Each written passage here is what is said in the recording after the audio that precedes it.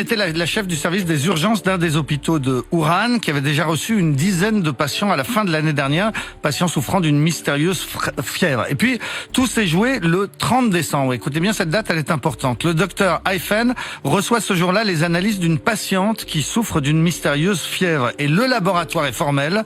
Elle souffre d'un coronavirus SRAS, transmissible par postillon et par le toucher, et évidemment très contagieux. Tout est donc déjà dit dès le 30 décembre à 16h, et la chef des urgences affirme qu'elle a tout de suite compris que ça allait être terrible. Oui, elle a alerté le chef du service des maladies infectieuses, les médecins de son service, un autre camarade de promotion.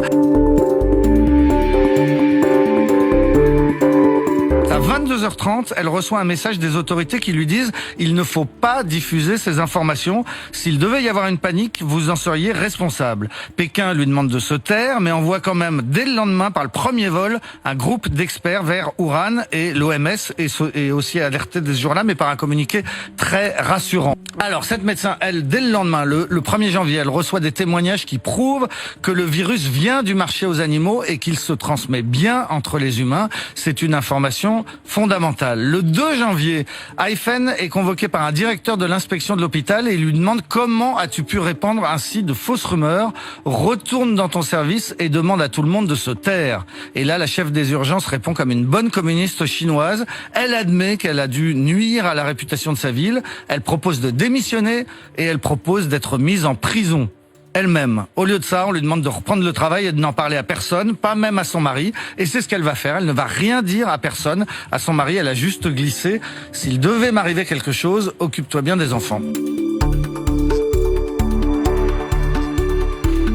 Voilà, le 20 janvier, c'est le jour où pour la première fois, le président Xi Jinping parle du coronavirus, et le même jour, un scientifique chinois autorisé admet que ce virus est très contagieux et qu'il se transmet bien d'homme à homme. 3 jours après seulement, la ville de Wuhan et toute la province de Hubei sont placées en quarantaine. À partir de là, les décisions chinoises sont radicales et efficaces, mais elles arrivent avec 3 semaines de retard. Un trou noir de 21 jours qui a des conséquences dramatiques. Le 5 janvier, les autorités chinoises avaient publié un premier communiqué pour annoncer un virus mystère qui avait provoqué une pneumonie chez 59 personnes. Ce virus, disait le communiqué, n'est pas un SRAS. Il ne se transmet pas d'homme à homme.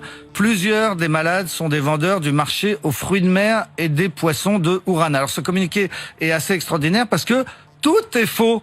59 personnes à cette date, c'était beaucoup plus. Un virus qui n'est pas un SRAS, c'en était bien. Un virus qui n'est pas contagieux d'homme à homme, on a compris que c'était bien le cas. Les vendeurs du marché de fruits de mer, non, c'était pas les fruits de mer, c'était les chauves-souris. Bref, tout était mensonger dans ce communiqué.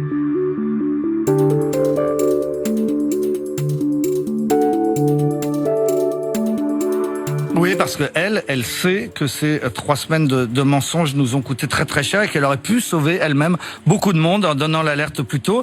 Elle a fait part de ses remords dans une interview à une revue officielle chinoise le 10 mars, qu'il a publiée avant de se reprendre et de la censurer, de la faire disparaître. Mais trop tard, le texte avait un peu circulé et depuis, le docteur elle-même, en revanche, on ne sait pas où elle est. Une télévision on ne sait pas où elle est. Qu'elle avait disparu, mais on n'a plus entendu de ses nouvelles depuis cette interview censurée.